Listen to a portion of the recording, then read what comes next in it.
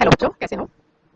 हमने पहले वितान का सिल्वर वेडिंग पार्ट किया था और उसके बाद मैंने तुम लोगों को जूझ पार्ट पढ़ने के लिए दिया था। उम्मीद करती हूँ सब बच्चों ने अच्छे से पढ़ लिया होगा और समझ भी लिया होगा। आज उसका अभ्यास के जो प्रश्न उत्तर हैं वो करेंगे। सबसे पहला प्रश्न क्या है? जूझ शीर्षक के औचित्य पर विचार करते हुए यह स्पष्ट करें कि क्या यह शीर्षक कथानायक की किसी केंद्रीय चारित्रिक विशेषता को उजागर करता है।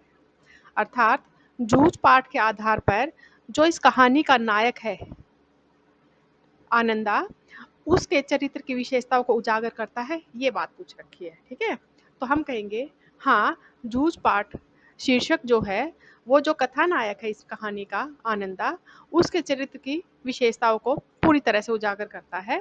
क्यों? क्योंकि जूझ का अर्थ होता है संघर्ष करना।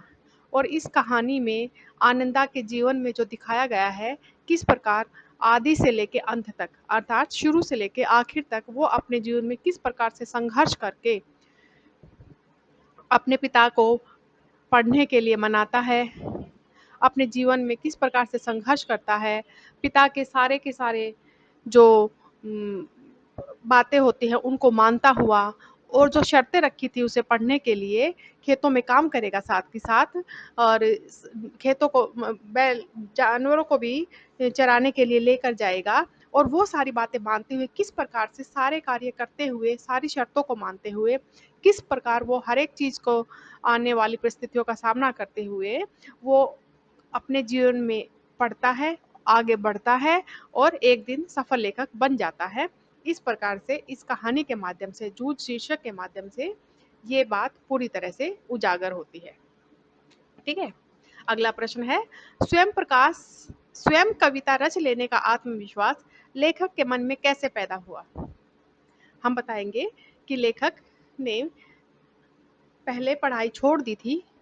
जब उन्होंने दोबारा से पढ़ाई करनी शुरू की तो जो उनके लेखक थे, मराठी लेखक, जो उनके अध्यापक थे मराठी, सोंदेलकर, वो कविता पाठ करते थे। कक्षा में बच्चों के सामने कविता कराते थे, कविता सुनाते थे, अपने द्वारा रची हुई कविता। तो जब लेखक जो आनंदा हैं, जो कहानी के केंद्र बिंदु हैं, जब उन्होंने देखा कि अगर हमारा जो मास्टर है, हमारा अध्यापक है, अगर वो कविता की रचना कर सकता है तो मैं क्यों नहीं कर सकता हूँ।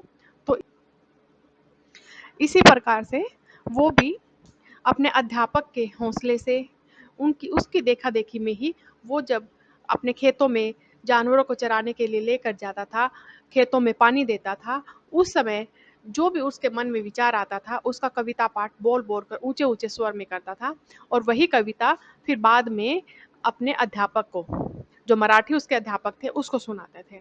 मराठी अध्यापक उसका हौसला बढ़ाते थे और सबके सामने उसकी शाबाशी भी देते थे। तो इस प्रकार से लेखक के मन में कविता करने का आत्मविश्वास, जो उनके मराठी अध्यापक थे सोंदेलगेकर, उनके हौसले अफजाई से लेखक के अंदर पैदा हुआ। तीसरा प्रश्न है, श्री सोंदेलगेकर के अध्यापन की उन विशेषताओं को रेखांकित करें जिन्होंने कविता के प्रति लेखक के मन में रुचि पैदा जगाई। कौन कौन सी थी? सबसे पहले तो वो खुद कविता रचना करते थे। उन्होंने एक अपने घर में बेल के ऊपर कविता कक्षा में सुनाई, तो लेखक के मन में भी ये हुआ कि एक सामान्य दिखने वाला व्यक्ति जब कविता का पाठ कर सकता है, कविता लिख सकता है, तो मैं क्यों नहीं।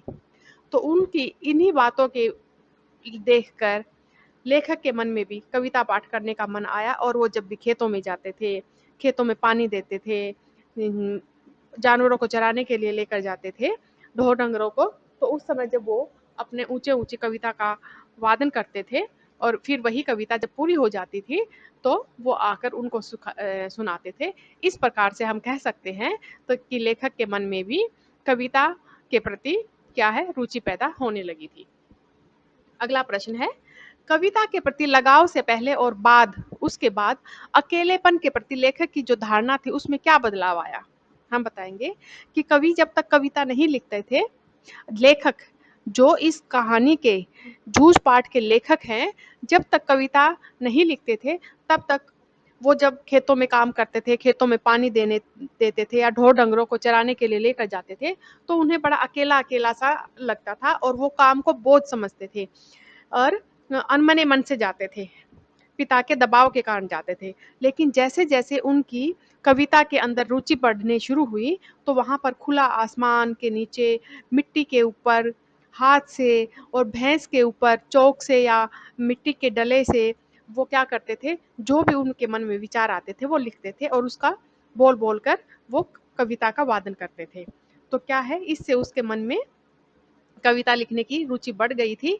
और जो पहले यही कार्य करते हुए, खेतों में पानी देते हुए या जानवरों को चराने के लिए लेकर जाते हुए जिन कामों में वो बोर होते थे, उदास होते थे, उन कामों में अब वो रुचि लेने लगे थे, क्योंकि अब उन कामों के माध्यम से वो कविता पाठ भी करने लगे थे।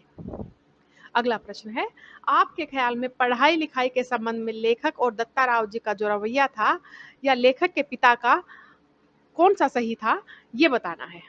ठीक है, हम आपके विचार में यानी हमारे विचार में, तो हम कहेंगे कि हमारे विचार में पढ़ाई लिखाई के संबंध में जो लेखक और दत्ताजी राव का रवैया था वो सही था, क्योंकि जो लेखक के पिता थे वो तो अपनी मटर गश्ती करने के लिए, इधर उधर घूमने फिरने के लिए, अपने आप को खाली रखने के लिए, इधर उधर जाने आने के लिए अपने बच्चे को, छोटे से बच्चे को पढ़ाई से उठा दिया था ताकि वो अपनी अय्याशी कर सके। और लेखक ने यानी आनंदा ने और जो गांव का मुखिया दत्ताजी राव थे, उन्होंने मिलकर किस प्रकार से एक प्लान बनाई और लेखक के पिता को वहां पर अपने पास बुलाया और उन्हें अपने बेटे को पढ़ाना चाहिए इस बात के लिए प्रेरित किया। और इस प्रकार से हम कह सकते हैं कि लेखक और दत्ताजी राव का जो रवैया था वो पढ़ाई लिखा के संबंध में बिल्कुल सही था। छठा प्रश्न है, दत्ताजी राव से पिता पर दबाव डलवाने के लिए लेखक और उसकी मां को एक झूठ का सहारा लेना पड़ा। यदि झूठ का सहारा न लेना पड़ता तो आगे का घटनाक्रम क्या होता, अनुमान लगाए। ठीक है, क्या हुआ था कि दत्ताजी राव ने और लेखक आनंदा जो थे, इस कहानी के जो लेखक हैं, उन्होंने अपनी माँ के साथ मिलकर क्या योजना बनाई थी कि वो किसी बहाने से लेखक के पिता को, आनंदा के पिता को दत्ताजी राव के घर में भेज देंगे और वहां पर बाद में आनंदा भी वहीं पर आ जाएगा, लेखक भी वहीं पर आ जाएगा, यानी कि और फिर क्या होएगा, बात बातों में वो ये पूछेंगे कि तुम कौन सी क्लास में पढ़ते हो, और फिर जो आगे की बात है तुम उसका सही जवाब दे देना, फिर मैं तुम्हारे पिता से अपने आप तुम्हें पढ़ने के लिए कहूँगा। और ऐसा ही किया और उसके पश्चात ये कहकर कि छोटे से बच्चे से कोई भी गलती अगर हो गई है तो कोई बात नहीं, इसका मतलब ये थोड़ी है कि पढ़ने लिखने से मना कर दिया जाए, स्कूल से उठा लिया जाए, नाम कटवा दिया जाए, तुम इसे कल से ही स्कूल में पढ़ने के लिए भेजोगे।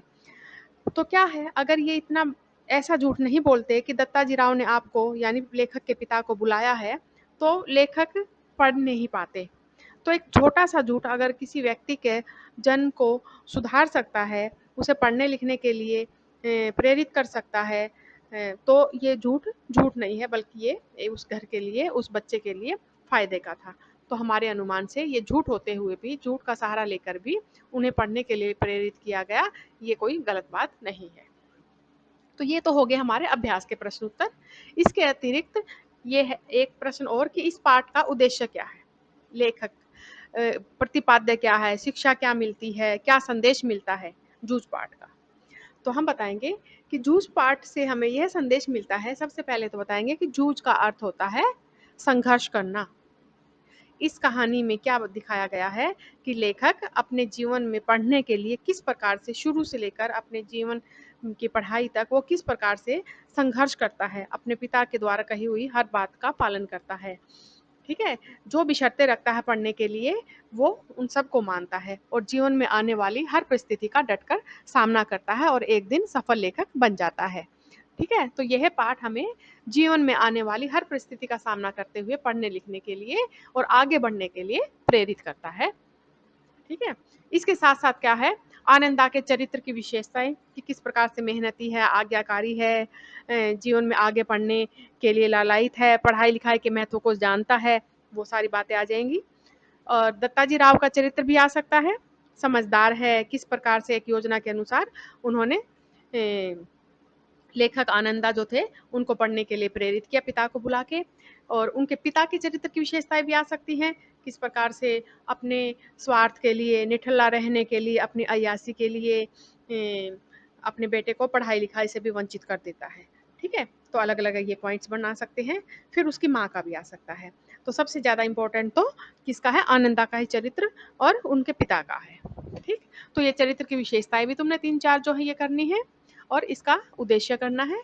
और ये पाठ के जो अभ्यास के प्रश्न उत्तर हैं वो सभी ने अपनी कॉपी में लिखने हैं। इसके साथ ही आज का लेक्चर यहीं पर खत्म होता है।